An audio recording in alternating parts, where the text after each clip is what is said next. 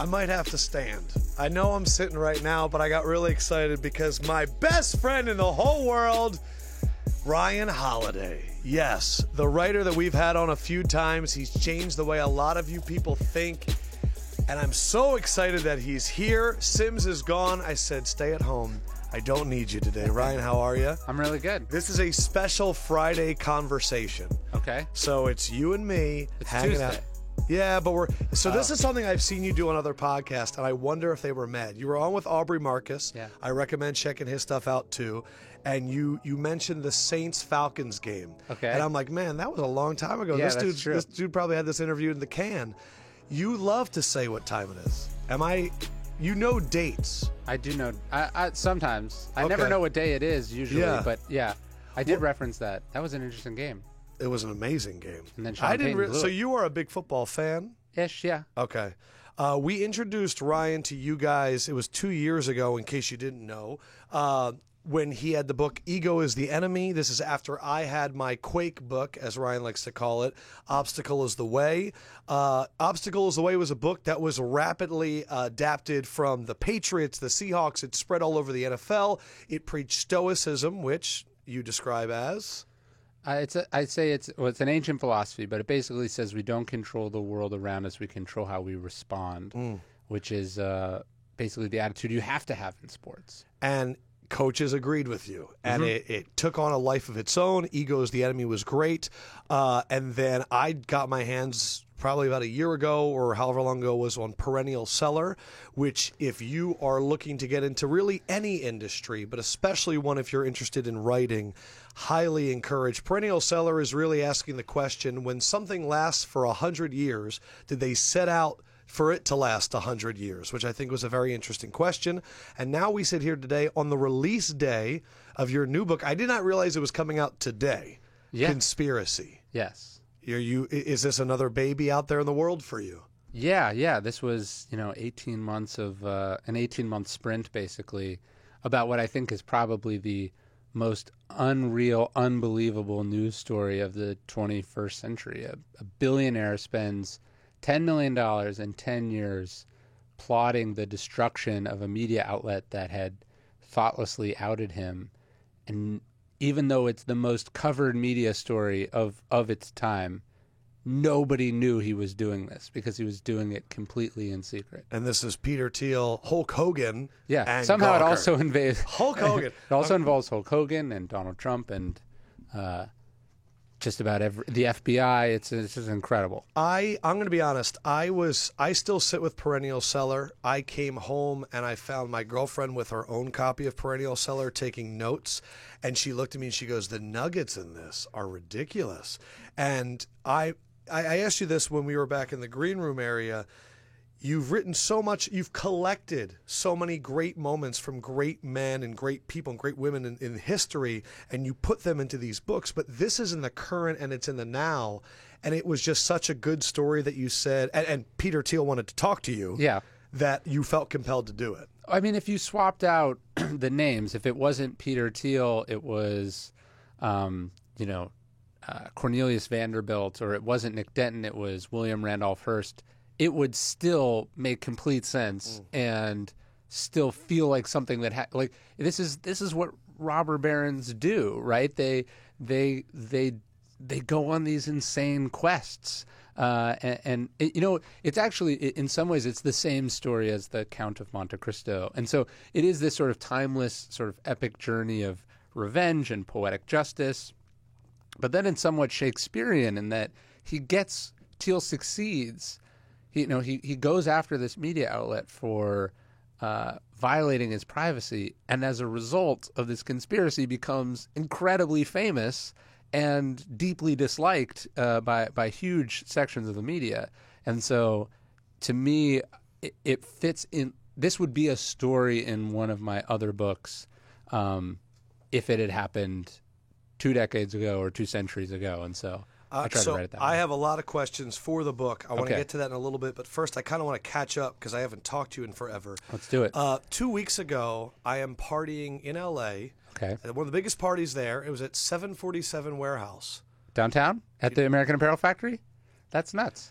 Adidas had a $30 million party in the parking lot of what used to be American Apparel where you worked. And I feel like it was a very interesting time. I just thought it was ironic. I looked up and I was like, Ryan would think this is funny. Well, that's pretty incredible because American Apparel was at one point a $1 billion company.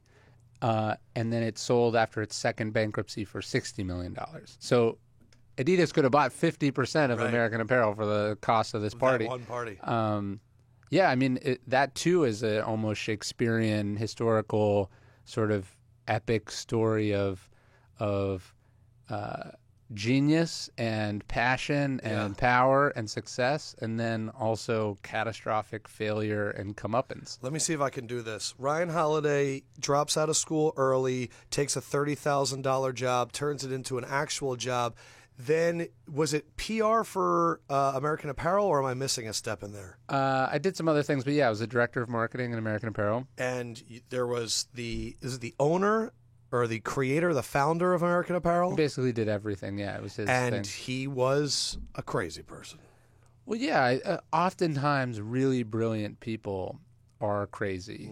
Or what made them brilliant and successful, if not contained, is also the seeds of their destruction. Sure. And that was certainly that story. I mean, in some ways, he was responsible in every way for the company's success, and then every bit of the failure falls on him too. You know, I mean, he was the CEO, the founder, the chairman of the board, or whatever, the majority shareholder, the creative director, the model for some of the clothes. I mean, like, he just did everything. And then, then the troubles started. Yeah, it's funny. You were talking earlier about what happened with Conspiracy, your book, and how it's that story. There's only a few stories, and everyone is a character is in their own version of one of the few heroes' journeys that are out there. You had a lot of football reference. You had Nick Saban, Bill Belichick. You also had John Wooden in there in some of your older books. I'm going to go to Perennial Sailor really quick just to talk about Bill Walsh. Yeah. And in there you talked about him wanting to set up a near permanent base camp near the summit. And I think, as we talk about football all the time, we always wonder, why are there some teams that can be really successful and sustain it and why not? And his philosophy was one that you could sustain it for a while, and he did. Well, it's not just the sustaining thing. I think people get overly focused on that. It's that you have to be really, really good, and then you have to be ready to be lucky, right? So his argument was like, I'll give you an analogy. So this book, it comes out today. I've worked on it for 18 months. I think it's the best writing I've ever done. I think it's very, topical. It's got all sorts of stuff. It could pop and sell 1 million copies, or it could be tomorrow a hurricane could make landfall in some first world country, and nobody cares anymore, right? Or like for instance, Jay-Z's, I think it was the Reasonable Doubt album. No. There was a Jay-Z album that came out right after 9/11. Yes. And it still sold, which is a testament to how great it was, but it all could have been for naught because of that. Yeah, and it's just like, hey, this pitch goes to this person at this time, and they're at their desk first, not at their. There's so many and so what Bill Walsh was saying is like the difference, especially in football, the difference between a Super Bowl winning season and a non-Super Bowl winning season could be one call from one ref, or one crazy catch that's ruled a catch or not ruled a catch, or one freak injury or no freak injury, or a freak injury on the other team. So he was saying, he was like, look, we have to perform at this sort of level of excellence. And what's so interesting about football is basically it's like if you have a 500 season, then it's like you and the handful of other teams, and then anyone can win the Super Bowl. It's not, you know what I mean? The seeds aren't as important, right? And there's one game. It's not like a series, right? So a less good team can a wild card team can very easily beat and make it all the way to the Super Bowl. It doesn't happen super often, but it can. Unlike like in baseball, if you're not better than the other team, you're not going to win a 7-game series. Exactly. We talk about this all the time in terms of looking at the NFL when we pick games. Anything can happen. It's the reason the phrase "it's an oddly shaped ball, it bounces weird ways" is popular, which I can't imagine as a coach how frustrating it is to seemingly have all the right seeds and then it goes that opposite way, but that's what you play. Yeah, or I mean, even this Super Bowl, right? Tom Brady hurts his hand. what's his name doesn't Malcolm Butler doesn't Right. play. Why? We don't necessarily know. And the entire game, and that's the entire Super Bowl, hinges on like two tiny decisions. And so, it's like somebody could write an amazing review of the book, and then it could get a bad headline, or it could get a good. So many micro things determine whether it's going to like explode, or whether it's going to be, a solid double, or whether it's going to be a strikeout. And so that's what Walsh was saying is you got to be really, really, really good, and you got to be good long enough to get lucky. I think what's interesting, too, that we try and explain to people about the NFL is not every coach works as hard as Bill Belichick. It's not just about talent and him seeing things they're not seeing. Yeah. The effort's not there. Sure. And it's crazy to fans because you go, with all this money and all this notoriety, how could you not give full effort? Is it unfair to expect that? Because, as we look at humans, the average of people that give full effort, it's got to be very, very low. But at the same time, I bet there's people who work harder than Bill Belichick but aren't as good, right? Like there's people who are, see their family less than Bill Belichick, right? Or are bigger assholes than Bill Belichick, but they don't win. So it's a combination of talent and work and working smarter rather. It's all of these things. But I do think what you see with whether it's the Spurs or the New England Patriots is that they build a system, a sort of a culture of excellence that allows them to be good constantly and then be in a position to succeed. Those were the two those teams moments. that we talked about with Michelle Tafoya when she was on. And I said this to Ryan back there. You guys have reached out to us the most about Michelle Tafoya and how cool she was. And you've gotten to know her really well. She's the best. And she takes that same mentality to her job. Yes, of course. Yeah. And I think people forget that journalists are pursuing a craft and that there's mastery of that craft. And by the way, there's some people who are who are just effortlessly amazing at that thing, and other people who are not. Do you know what I mean? Like, Yeah. I think anytime you see a master of their craft, it's impressive. And whether she's on the sidelines, being a master of that craft, or whether it's watching somebody throw a touchdown pass, which is also mastery. I think anytime you see it, it's impressive. And like, I think you want to seek those people out and learn as much as you can from them. Human question. Okay. I imagine your entire life you've been the young kid that's just shocking people. Yeah. You're 30 Yeah. and you have a kid. Uh-huh. Are you still that? So my first job in Hollywood, I worked for this movie producer who was he was like 25 or 26. And I remember going, well, what's it like to be a movie producer? You're like 26. He had all these credits and it was really impressive. And he was like, it was really cool at first. And he's like, now I'm 26. And he's like, and my friends from college are graduating from medical school, and it's not as cool anymore. So his thing didn't like require a ton of education. Right. So he got this head start, and then so it was really impressive. But then it evens out. And I think I'm at that part of my career where now I kind of like it because I didn't necessarily like being the young kid, and people didn't always take me seriously. But now it's just like the work is what matters. Right. So and you have the catalog, too, to back it up. I mean, I hope so. But now it's just like, now you're just like a person. At 30, you're just like a person, and you either like put up or shut up. But at 24, as long as you're not an idiot, or as long as when someone gives you an opportunity, you don't like horribly flame out, people are impressed. Yeah, someone that young can actually handle themselves. Yeah. You write these books that I think a lot of people use for direction in their own lives. I'm curious, what is your relationship when you meet people that have read your books, or what do you want your relationship to be with people that read your books? Oh, that's a good question. I mean, it can make me really uncomfortable when people are like, oh, this changed my life, or it saved me, or Sure. I was going to commit suicide, or, your book encouraged me to drop out of college. Like things that are like very, like, it's not that I don't want them on my conscience, but they're like, it's like heavy shit. Super heavy shit. And so that can be like a little overwhelming. What's also weird too is I think people forget that like writers who are extroverts are like the exception, right? So it's like the reason I write books is that it's like my parents didn't understand me, so it's like I'm gonna go in my room and I'm gonna write something and then you'll understand, or like the kids at school, they don't get me, so Right. like I'm gonna write. It's a very isolating action. Yeah, and it comes typically from some sort of social deficiency, right? Like people who can just talk about what their feelings are are way better off, like you'll do interviews and people go like, tell me what your book is in a sentence. And you're like, dude, do you think I can do that? Because if I could, I would not have written this goddamn book. That's like, so fun. I would have spent 18 months doing it. Yeah. Right. Or 2 years. Like this would have saved me like a lot of trouble, Right. if I could do that. So there's a weird, like people expect you to be a way that maybe you're sort of just not wired to be. That's what I'm fascinated with you is I'm so curious what people expect you to be like. We live in this world. Like when I looked you up on podcasts, I just typed in Ryan Holiday to see which podcast you've been on. I mean, the titles that people go and listen to these days, The Perfect Man, like the life that you've dreamed of, because everyone's looking for, you know what?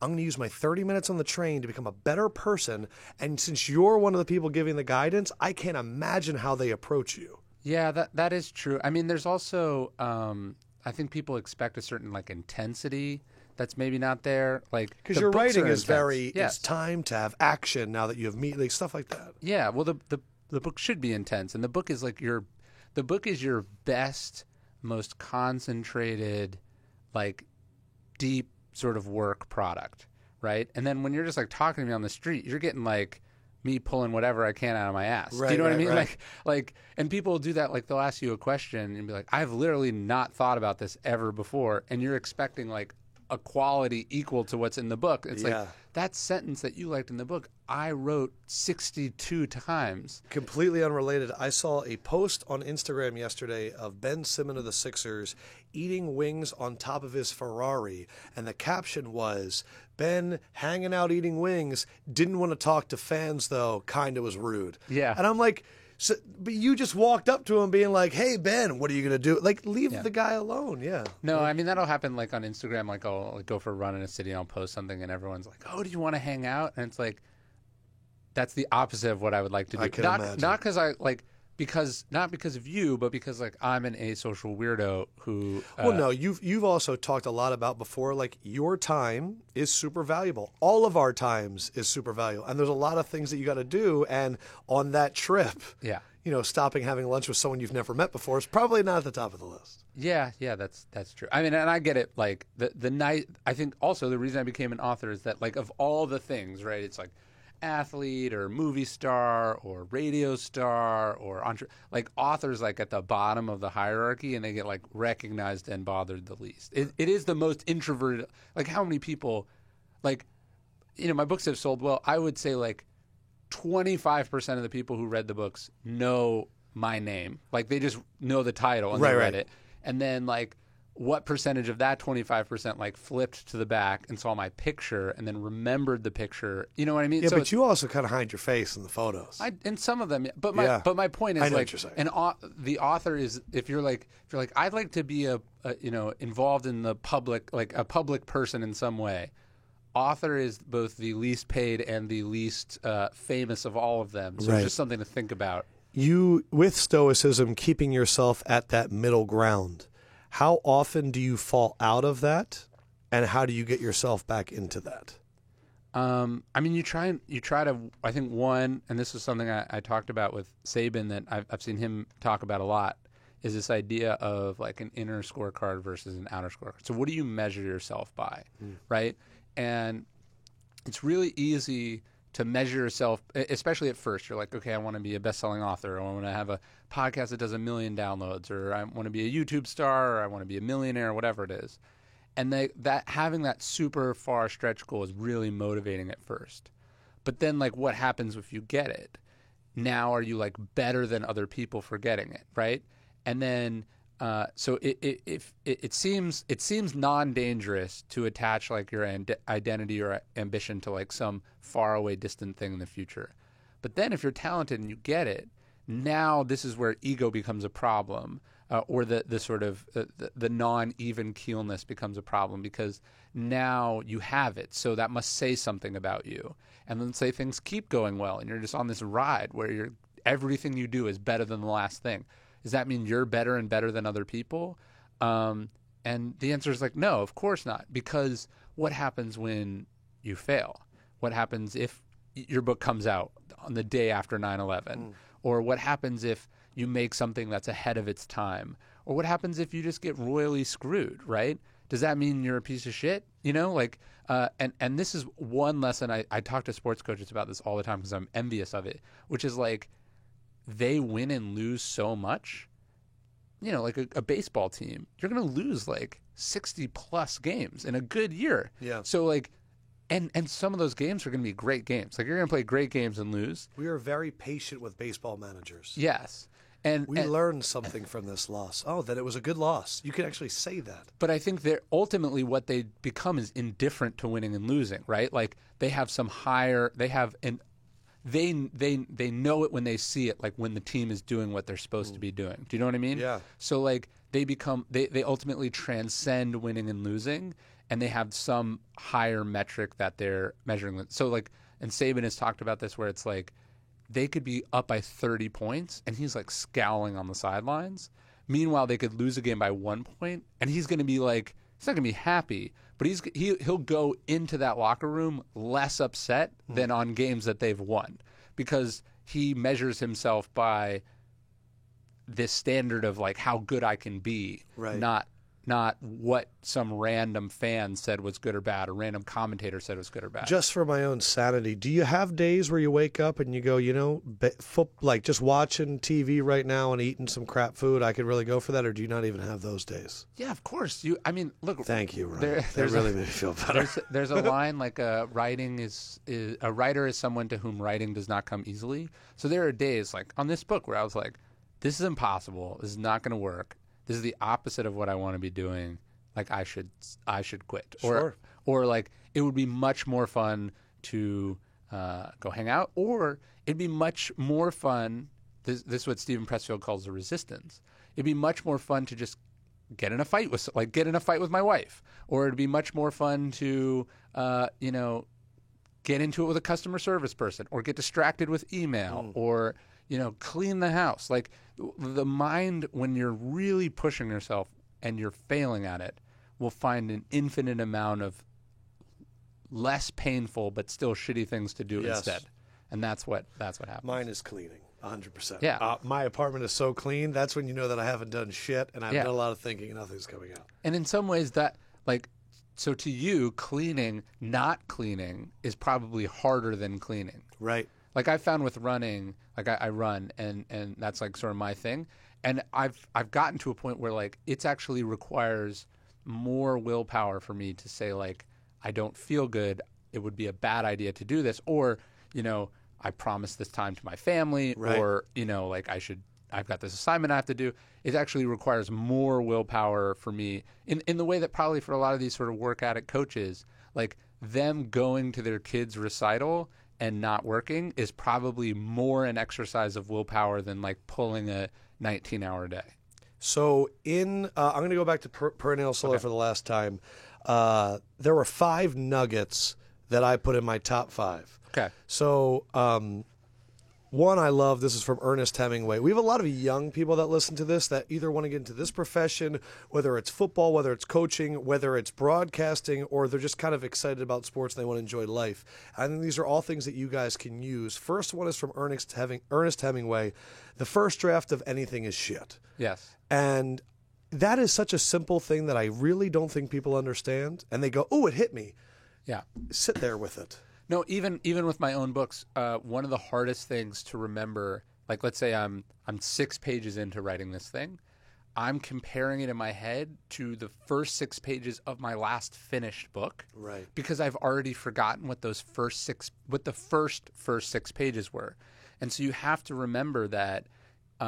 First off, you shouldn't be comparing your writing to polished anything. No. But you can't even compare it to your own best stuff, right? So it's like you got to be comfortable sucking. And once you get it on the page, you can make it better.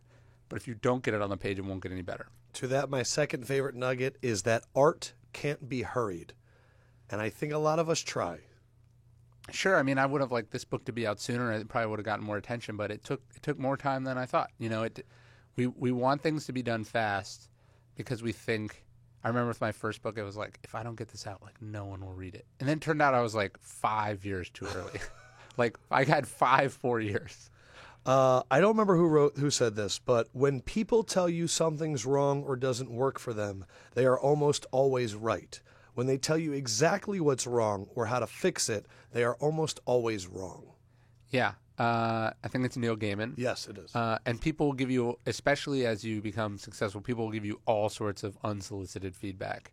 And actually, this is a good story. I was just at the Pirates spring training, and they were saying one of the things that they're most worried about is sort of unsolicited feedback, right? So it's like some coach is walking down, he sees some player doing something, and he goes, "Oh, don't do that. Like, swing the bat this way." And you could totally screw up some guy's, like, Easily. $100 million swing. And so you have to have a relationship with the guy. It has to go through, not through channels, but don't just go around fixing things because you're probably going to break stuff, right? And so I think it's similar with feedback. Like, people go like, "Oh, I didn't like this, I didn't like that." They're totally right when they say that they didn't like something. And so you should listen to that, and you should try to fix it. Yes. But don't listen to their solution because they're probably just pulling it out of their ass, and it's not a good solution. I love when you show how long something can take and how short something can take. So Mad Men went unsold for 7 years. Yes. Like one of the perfect shows of this generation. Meanwhile, Rocky was written in 3.5 days. Yes. And so there is no timeline to creating something great. There is no timeline, but I would say generally, on average, it It's takes more than way Mad Men, longer yes. than you think. Rocky And, was definitely yeah. the outlier in that. Yeah, but people like those, and they don't realize. First, it's like they don't see whatever went into Sylvester Stallone. Like, The Obstacles Away was my shortest book, but it was also, if you really think about it, the one that was the longest because it was the culmination of years and years of research. That it was like who I am. Do you know what I'm Yes. saying? And so, yeah, just don't. When people are like, "Oh, it took me 2 months," like, just don't listen because you have no idea. And then the last one is the one that me and my girlfriend use all of the time. Oh, great. I use it in job interviews. It's my walk-off line. Okay. And it's the one from Austin Kleon. Yeah, You know it? can't be the noun without doing the verb. It's the way I use it is lots of people want to be the noun without doing the verb. Yeah, of course. For me, it's the ultimate walk-off. You Yeah. go, hey, listen, a lot of people want to be the noun. To me, that's like a great parent lesson, too. Of course, yeah. No, people want to have books. Writing a book fucking sucks. Yeah. And it's the same. Like, a lot of people want to be professional baseball players, soccer players, whatever Right. it is. It's not a matter of how much you want it. It's what you actually do to get it. Yeah. And, yeah, that's the big... Sims's favorite quote with that is, lots of people want to go to heaven, but nobody wants to die. Sure. Yeah, that's know? very true. All right, let's talk about the reason you're here, conspiracy, Peter Thiel, Hulk Hogan, Gawker, and the anatomy of intrigue. The story on this, of course, is that Gawker was an absolute rag, and they came out and they outed Peter Thiel as homosexual back in 2007. Yes. He kind of looked around and realized all these people are trying to sue Gawker right now. They keep hiding behind the First Amendment. Nothing's possible. I'm going to wait for their big screw up secretly behind closed doors. Well, I think what happened is, so they out him. Yes. And he's like, sort of, you can do that? Like, why would someone do that? Like, Right. He's like, I'm a totally private, normal person. Why is this anyone's business? Like, and it turns out it's not illegal, right? There's been some lawsuits, and it's harder, like, let's say 20 years ago, when we were a much less open society, maybe your secret sexuality could be said to have damaged your career prospects. But it's not illegal. But it is very cruel. Right. And it is a not cool thing to do to someone. And so I think he was sort of appalled by this. It was his rude introduction into how Gawker worked. And then there was this thing in the back of his mind. He like sort of followed them. They wrote about him some more. They wrote about his friends. He sort of watched this sort of runaway train. And Peter Thiel is this like billionaire investor in Facebook and PayPal, I think it was. He was the founder of PayPal. He put the first $500,000 into Facebook. Man. Yeah, so he did all right. Yeah, I would say He so. turned about $500,000 into $1 billion, and then he happened to start another company called Palantir, which is worth, conservatively $25 billion, which he's also the majority shareholder of. So he created these multi-billion-dollar companies, basically an unlimited fortune at this And point. this little online like not little. I mean, it became a $300 million company with 300 employees, was just throwing rocks at the giant, which I think was sort of their MO back in the day. And yet he also really wasn't a giant, right? At that time, in 2007, Facebook is 5 years away from going public. So, like, he's just this guy. Gotcha. I mean, he's a powerful guy. He's worth hundreds of millions of dollars, but he's not the Peter Thiel we see today. He's not on the Forbes list. Like, nobody knows who this guy is. And so it was this rude awakening, and then he said, someone should do something about this. And then he kind of waited and hoped someone would do something about it. And eventually he sits down. There's this meeting I talk about in the book. He meets this 26-year-old kid in Berlin, and they're sort of talking about this. And the kid's like, you should do something about it. He says, there's nothing you can do about it. And the kid looks him in the eye. This is incredible, like the balls on this kid. This kid looks him in the eye and goes, Peter, if everyone said that, what would the world look like? And I don't think there was a more calculatedly effective line you could say to someone like Peter. Right. And at that meeting, he commits to spending about he was like, look, here's $10 million. Let's see what we can do. Man, I think what's so funny for me is when I think about the characters in this, and I think about the dichotomy between, I don't even know if they're protagonists. They're both. Yeah. Hulk Hogan and Peter Thiel are just so diametrically opposed, and I think that's what's so funny. It's Hulk Hogan. It's Hulkamania. It was incredible. After this had all happened, because it was all done by the time, there was this sort of victory dinner at Thiel's house that I was invited to, and we sat down at this dinner, and it was the first time. So basically, for people who don't know, Hulk Hogan, Gawker runs a sex tape of Hulk Hogan. Peter Thiel secretly backs this lawsuit, which ends in a $140 million judgment against Gawker, and no one knew that the two were connected until months later. It took. The lawsuit was filed in 2012. The verdict's in 2016, and Thiel isn't revealed until late 2016. But anyways, I saw them meet for the first time. That's what I was going to ask you. Is what is their okay? So I'm going to shut the fuck up. No, I saw them meet for the first time, and it was obviously Thiel is this sort of private, deep thinker, somewhat socially awkward, reserved. And, Hogan is a celebrity, a showman. He brought I'm forgetting the name of his manager, his wrestling his fake wrestling manager. Stop. Yeah. So he was there. And so I see them meet for the first time, and Hogan sort of immediately goes into a fake wrestling pose, and they pose for like photos together. It was just incredible. But the idea that they'd pulled off this conspiracy. A real together. Conspiracy, not a theory. Right. No, a real to conspiracy. Conspire to take down something. And yet they'd never been in the same room together. And in fact, that's a true conspiracy. In fact, Hogan did not know who was backing him. He just knew that an anonymous. He didn't know at all. No, he didn't know. How was the money was just coming in? There was a middleman. And the is story. Is this the Mr. A? This is Mr. A. Okay. This is who calls Peter out at that meeting. But the story was that a consortium of rich businessmen were funding it. So the lie was that it was this group of businessmen, and then people were like, oh, okay, well, whatever, we'll just take the money and we'll see what happens. And I'm curious. You worked 18 months on this, and I saw you're the only one to interview Peter Thiel on this at all. Yeah. And I'm seeing reporters taking your information and turning it into their work. And what's interesting is, I asked you this before, so much of your work has been about mindset. Yeah. And this is about facts. And Sure. I feel like now in this world, people just take facts. What has it been like to just see people take the work that you've been doing? It's weird. I mean, first off, you have to follow your own advice. Like, that's something that's not in your control. You gotta take it. But I think the journalists that are doing that are missing the point, right? Just as they missed the entire. It's funny to hear the judgment of these reporters who were covering this case in real time and completely missing what was happening as it was happening.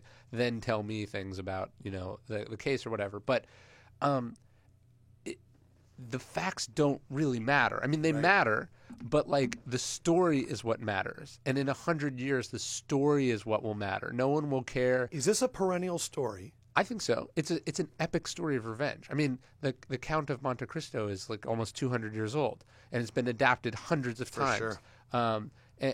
And Hamlet is a story of revenge. For sure. And 500 plus years. So they were obsessed journalistically with facts. Was it this date or that date? Was it this amount or that amount? Or should this be happening or shouldn't it be happening? And ultimately, the reason that the public is so obsessed with what happened is because of the epic story, that the idea that this bully stood up to that bully, and then they beat each other silly, basically, and then Right. one emerged as the just barely standing victor. To me, that's so. Okay, it pisses me off that you stole Yeah. my scoop as a reporter at BuzzFeed. I think clearly did, but at the end of the day, like, are people going to be reading this article in 6 months, or are they Right. going to be reading a book? It's I very think obvious. I think it's something that I think about in meetings all the time, is about long lasting and staying true. Because, look, man, the universe always comes back. It's undefeated. I've Yeah. never seen anyone beat it. You had a comment, or I guess had an article go up on TechCrunch today, but I noticed that you don't think this is going to be a one-time thing because of the personalities from a certain area. You wrote about Thiel's arc from technology investor to Straussian and power broker for that same reason. I think we need a wake-up call about how this all works. What kind of forces have been unleashed by the gold rush of California, Silicon Valley? Yeah. Are you seeing waves right now? Are you seeing something that other people haven't seen yet? I mean, I don't know if I'm seeing something that other people haven't seen, but I think the idea that these people amassed enormous fortunes, or that someone like Mark Zuckerberg controls the greatest network of humans on the face of the earth, in the history of the earth, and that he's just gonna let it go where it's gonna go, is absurd, right? Like, Right. power is assembled so it can be used. And I think one of the elements of Peter's story that people missed is that, okay, do you watch Billions? Yes. So the best line in Billions, maybe one of the best lines in the history of television, is he goes, what's the point of having fuck you money if you never say fuck you? For sure. And the idea that Peter had climbed, had beaten all these incredible odds, had founded not just $1 billion company, but then another one, and then that these people were going to come and just treat him like he was, trash, or Yeah. that they were going to treat him like that little kid on the playground, and then he wasn't going to do anything about it, and that actions don't have consequences. I think that's a deep underlying theme of the story that basically everyone in journalism missed. It's interesting. And the last one, I think, you wrote a number of articles. I think that's the reason you said that Peter kind of trusted you about what Gawker really was, and you were kind of okay with their downfall as well. What did they represent to you? Well, no, it's interesting. Like, I did write a lot about their downfall early on, and I was much more for it before I wrote the book. Like, I would say, talking to them and studying it and working on it, became human. it became human, it became real, and you can't help it. You create a $300 million company. You're supporting a lot of families, and yeah. The next thing you know, you're renting out your house on Airbnb to cover your mortgage, which is Right. what happened. And then, if you're not touched by that, there's something wrong with you. So there was an element of that. But Gawker was a site that started punching up, and then it became big, and then it was just punching, and then it became about punching down, right? There's a lot of that still going on. Of course, no, journalists have to realize that they have power, that the ability to speak and spread messages to the public, and that how incredibly difficult it is. You could write a story tomorrow, and the biggest coach in the NBA is powerless to stop you from doing it. You know what I mean? You can say, Sure. you can have any opinion about anything that has a real impact on what these people have also worked incredibly hard. So media is power.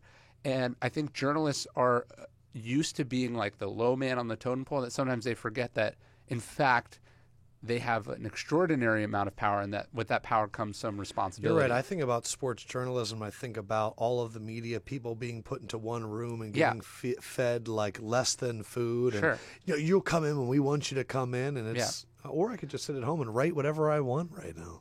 And they're scared of, like, things that the media creates, narratives that are true or untrue, have real consequences for these people, for these, ask Sam Hinkie about the power of the media. Like, this dude was right. Yes. Like, he turns Philly around, but That's my guy. he didn't pay enough respect to the media, and ultimately they sort of drove him out of town. In the long run, you were talking about Thiel and we're talking about Hinkie. These are true contrarians in places that have been very stagnant. In the long game, Yeah. contrarians are typically viewed to be the right. Like it's successful in the long run. They might be after they die. Yeah. But, well, no, it's funny. So Thiel backs Trump in the election, and Jeff Bezos says of him, the thing about contrarians is that they're normally wrong. They're almost always wrong. And I remember the day after the election, I emailed Thiel and I said, what do you think of Bezos' comment now? And he said, he's right. The contrarians usually are wrong, but when they're right, they're really, really right. And so, he put $100 million, or he put $1 million into Trump's campaign, and then was basically leading the transition. What would $1 million in Hillary's campaign have gotten you? Nothing. Like a T-shirt. Yeah. And so Thiel puts $500,000 into Facebook, it becomes $1 billion. Because nobody else thought it was worth putting money into, right? And so he seeks out these opportunities for extraordinary gains. People thought, okay, you should, write a sternly worded letter to Gawker, or you should do this, or you should play this game. And he was like, no, I'm gonna find a different way. Right. And that's why he's the only one that did what happened. That's one. I can't remember who it was in Perennial Seller, but said only is better than best. To not go down the same road that everyone's going down, but to pave your own road, pretty much. Pete Carroll said that to me, and he got it from the Grateful Dead. Stop. Yeah. What is Pete Carroll like? Is he chomping on gum all the time, or is that just when he's coaching? I don't remember the gum thing, but the idea that he's the oldest coach in football is the most absurd. He's a child. Right. He's just coming. He's yelling at people. And he's smacking people in the butt, and he's the oldest guy. And he doesn't even look the oldest. Like, nothing about him says old. Like, if you told me he was like the youngest, I might be like, well, that doesn't sound right. But like, he's obviously in the middle somewhere, right? And what did he say when you got there? We were just talking, and he was saying that was one of the pieces of advice that he'd gotten from the Grateful Dead. Is you're not trying to be the best or sell the most. You're trying to be the only one doing what you're doing. And that, ironically, if you want the perfect bookend for this, Thiel's line is that competition is for losers. He says that you should seek out a monopoly, that you find what everyone else is doing, and then you do the opposite of that, because that's where not only might you find success, if you do find success, you're going to own all of it, and you don't have to share it with anyone. That's what they say about Uber. Everyone said, who's going to want to get into a stranger's car? And then Travis was like, I think they might, so I'm going to start this. And when he was right, they had an enormous monopoly, or they only have really one real competitor, and that's... Do you take this mindset when you're writing books too? Do you go, where is the white space right now? Or how do you start? I would say that's at the absolute core of what I'm doing. Many books have been written about Stoicism, but none illustrated it in stories, and none took modern stories that illustrated it. I think with this book, there were a bunch of journalists trying to write the same book around the same time, and I think I beat them to the punch. But I also think I also think I wrote a book that they couldn't have written, right? Just in case they did come out with a book at the same time. Right. And they I think, wouldn't have that much with Peter and all those different, and then Denton and all those guys. I mean, just at the most basic level, when I was thinking about titles, I searched on Amazon for conspiracy, and there'd never been a book titled just conspiracy. So I was like, what part of the process do you start doing the title? Very end? Not at the very end. In this case, it was maybe like a third of the way through I started thinking about it, because the process was so compressed. Like The Obstacle is the Way, the title was like turning up obstacles upside down or something for like the first, almost until the end. If you could have dinner with any living person that you haven't already met. I would love to meet Obama. I think Obama would be fantastic to meet. Do you I don't even know. I guess when you sit down with Obama, you kind of go wherever he wants to go, huh? Yeah, I mean, I'd be like, I'd talk about whatever you want. Right? Yeah. And then... for me, Obstacle is the Way. It's not a football book, but it's celebrated by the world. Perennial Seller is kind of for writers, but I was able to glean a ton of information, even though I'm not in that perfect demographic. I think it's for anyone who makes anything. And that's why I think you have these universal truths. And that's why conspiracy falls in that too, because this is a universal story. For all the young people that listen to us, what are some universal truths, whether they're in college or they're coming out of college, that they can use for their mindset to then do action afterwards? So first off, you know way less than you think you do, and if you accept that, then you can then go on a journey where you learn a lot more. So there's a line from Epictetus. He says, "It's impossible to learn that which you think you already know." So the admission of ignorance is like an incredible power. I would say that patience is probably the greatest virtue. I would say don't be crazy. Like when I'm hiring people, I bet you're the same way. The main thing that you want to leave, like that room, sports are different, right? Yeah. But like in the real world, you're like, do I want to be around this person? Like, is this person going to Absolutely mess up my life or make my life easier or better? Right. Right. Only scouts and coaches are like, this dude's insane. He's got the right amount of crazy. Yeah, he's insane, but look at his jump shot. Like, sports can accommodate crazy people. Sure. The real world cannot. So I think just having your personal shit together and not being an insane, like the amount of 5,000 word emails I get from people that are like, at the end, it's like, will you hire me? It's like, I won't even read this email. Like, you know what I mean? You're going to come murder me. Who thought this was a good idea? Yeah, right. So just getting your shit together. And then I would say seeking out some model or expert. Like the Stoics talk about, they say, choose yourself a Cato. Cato's like the sort of towering Stoic example. But they're like, who's the guy where, look, ideally, yes, they're your mentor and you ask them for advice. But mostly you're like, okay, I got this difficult decision.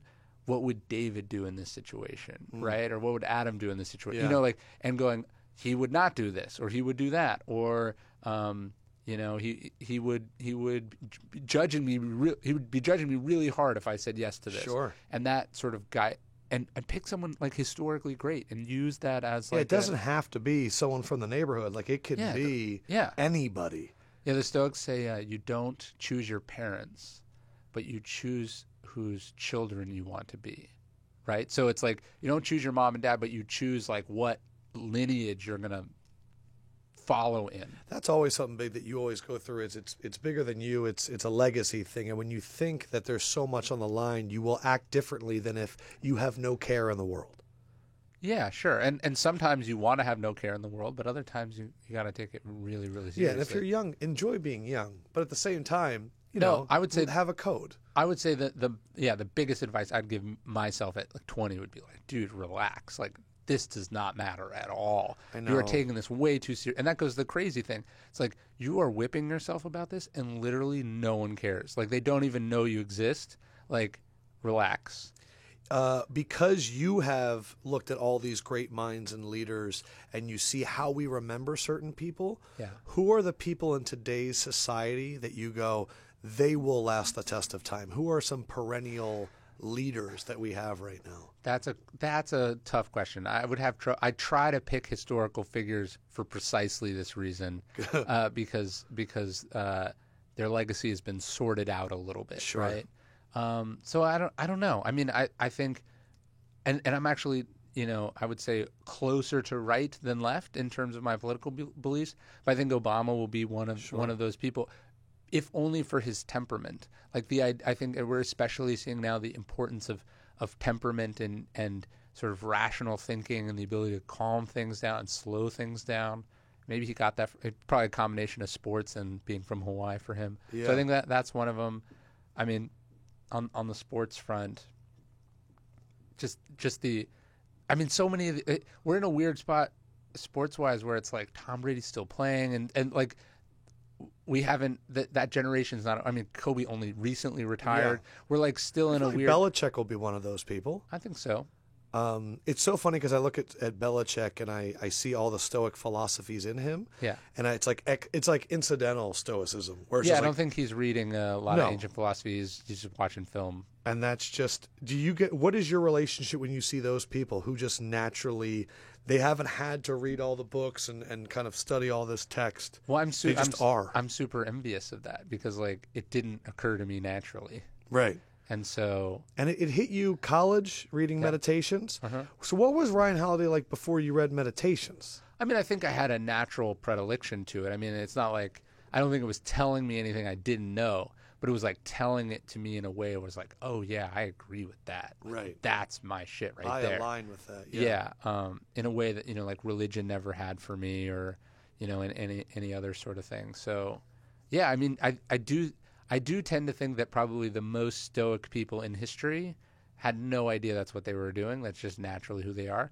And the Stoics would say, like, it doesn't really matter. Your behavior is what matters. And so we can learn from really bad people who had like a couple good traits. I have told young people my whole life, you will learn more from a bad boss than a good boss, because you won't realize all the work that a good boss is doing. But the sloppy boss that treats people poorly, you're going to leave that job ready to lead. Yeah, because you've seen all the things not to do. Yeah, and you saw the costs. People are like, oh, don't do this, don't do that, but you haven't understood why. Right. So I went through, and I have Daily Stoic, which is something you have, which is a daily, would you say, affirmations? Yeah, the genre is devotional, but the idea is that you would just read one page of this philosophy every day, and it's a way to sort of kick things off. And hey, guys, I do that. So do you do the journal? I don't do the journal. Did I give you the journal? Oh, let me give you the journal. Oh yeah, free shit. I do my. It's the only reason I invited you here was for free shit. I do my own journal. So like I made a journal which I then do every day. I think so. My drug, if you were to just put it right in my vein, is a journal store. Like if I go to Moleskine or Moleskine, however you say, I'm buying way too much shit because they all promise me, finally, Adam, organization. It's gonna happen. But every time I go, I don't like this box. I don't need this over here. I think you'll like this. You made your own. I did. Today's passage in Daily Stoic was cultivating indifference where others grow passion. So if you could share kind of with everybody the main thought behind that. So I don't read my own book every day. I feel like that would be weird. Crazy. But the Stoic, this word indifference, we tend to think super negative. Super negative. Yeah. The Stoics are saying, actually, if you're strong, you don't care what happens because you're good either way, right? So like it's a great thing for fans. Yeah. Eagles fans, you're good. Who cares if the Giants fans are coming at you? So Seneca would say, like, look, a Stoic would prefer to be tall than short, but they're fine either way. You said this, I think, was it Seneca too, who had money, and it says, I'd be fine rich or poor, but I'd prefer to be rich. Money is better, yes. Right? But they're indifferent as to sort of how it happens, right? So, what money is good, successful, well-known, not well-known. These things, obviously, it's better to have those things, but the point is each one has their own trials, and the Stoic is strong enough and sort of prepared for either way. And so, a lot of people get very, like, I want to be this, I want to be that, I have to be this. Well, what happens if you had to be an NFL player, you get drafted, and then you get in a car accident, and your career ends like that? Right. Is your life over? You quitting right there? And so the Stoics are just saying, like, look, so much of what happens is outside of our control. So if you can cultivate a little bit of indifference, look, I want this book to do super well. Sure. But I'm already moved on to the next thing in my head. So if it does great, fantastic. If it's a little ahead of its time or it's not appreciated right away, I'm too busy to think about that. Yeah, I can't remember where I saw it before, but you said if you're going to take credit for the luck, then you also need to take credit for the bad luck. Yeah, there's a Chris Rock line where, a comedian will be like, that was an amazing crowd. And he's like, or that was a bad crowd. It's like, but when you kill, are you like, oh, wasn't me. It's a good crowd. The crowd was just never really do good. that. No. Yeah, you never do that. I looked up the passage, though, that was on your birthday because I was curious to see if it was written any differently. And it was no shame in needing help, and it was a Marcus Aurelius meditation. So my first thought was he definitely made this one special. That was the book that kind of changed him. Did you pick that passage for yourself at all? I don't think so. I mean, that's one of my favorite passages. He's saying, you're like a soldier storming a wall. If you have to ask your comrade for help, the Stoics believed in strong individuality, but then also being part of this community. The way Daily Stoic was written is we wrote like 366 meditations, and then we organized them into themes after. So gotcha. There wasn't like for June 16th. Here's what I'm. All right. The only one. Because you did write, if you need help, comrade, just ask. And I was like, I wonder if that's for himself. I mean, I definitely need that. I don't think there's anything in those books that isn't primarily directed at myself. Gotcha. First and foremost. Yeah. But I don't think it has anything to do with my birthday. And then what were you saying, though, that may have been actually done on purpose? Well, the only day that I remember specifically doing on purpose, we do an email that goes out every day, and those I pick dates all the time. Right. But the April 15th one, that was like a tax day one. I remember an argument with the publisher going, but in Germany they have a different tax day. But that's the only one I specifically remember. All right, so you have Conspiracy. It's available now. You can go on Amazon, or you can support a local bookstore like Strand and actually get out there and get it. Your website is ryanholiday.net. Yes. What are the other things that people need to know to take all of this in? Where else should they go? Instagram, Ryan Holiday, just at Ryan Holiday. Twitter at Ryan Holiday. I think if you're interested in this Stoicism stuff, the email we do for the Daily Stoic, which is just dailystoic.com, and you sign up, and it's every day, and it's probably the biggest community of people who are interested in this thing since ancient Rome. That's awesome. Which is pretty incredible. Yeah. Yeah. We actually just launched the Sims and Lefko newsletter email. From the book?